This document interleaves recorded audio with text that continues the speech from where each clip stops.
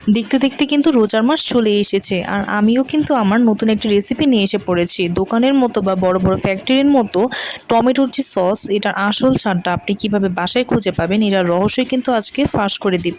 তো প্রথমেই আপনাকে করতে হবে কি, সেটাই আমি এখন বলে দিচ্ছি। প্রথমেই একটি বড় হাঁড়িতে 5 থেকে 6 কেজির মতন আমি টমেটো নিয়েছি।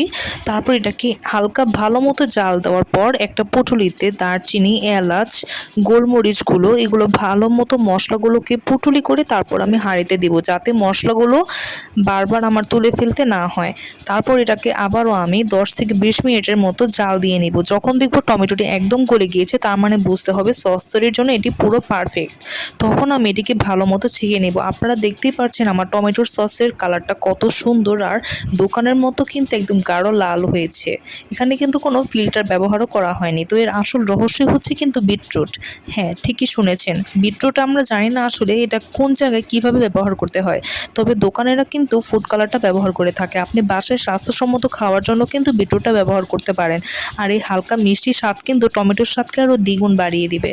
তো তারপর এটার সাথে ভালো করে ছেঁকে নেবেন, আর যে ছোবাগুলো থাকে আপনি চাইলে কিন্তু গাছে ইজিলি ব্যবহার করতে পারেন।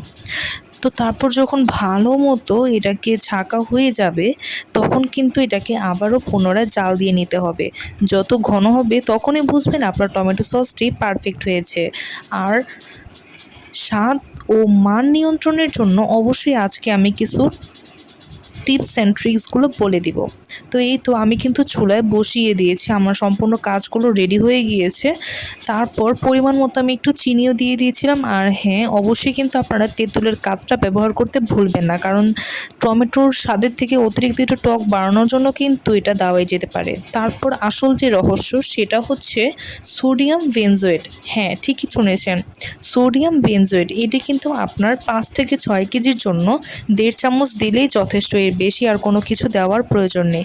তারপর 1 চামচের মতো কর্নফ্লাওয়ার আর হোয়াইট ভিনেগারটা ব্যবহার করবেন। এতে করে কিন্তু আপনারা 7 থেকে 8 মাস পর্যন্ত এটাকে ইজিলি খেতে পারবেন, কোনো নষ্ট হওয়ার ভয়ও থাকবে না। ফ্রিজে রেখে অনায়াসে যে কোনো কিছুর সাথে উপভোগ করতে পারবেন আপনার এই সসটি।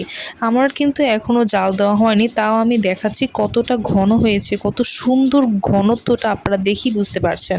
কেউ কিন্তু খেয়ে বুঝতেই পারবে না এটা কি দোকানে কিনা হয়েছে নাকি বাসায় তৈরি করা হয়েছে। তো আপনিও আজই ট্রাই করুন, আর এরকম নতুন নতুন সুন্দর ভিডিও পেতে চাইলে কিন্তু আমার চ্যানেলটিকে সাবস্ক্রাইব করে রাখতে পারেন।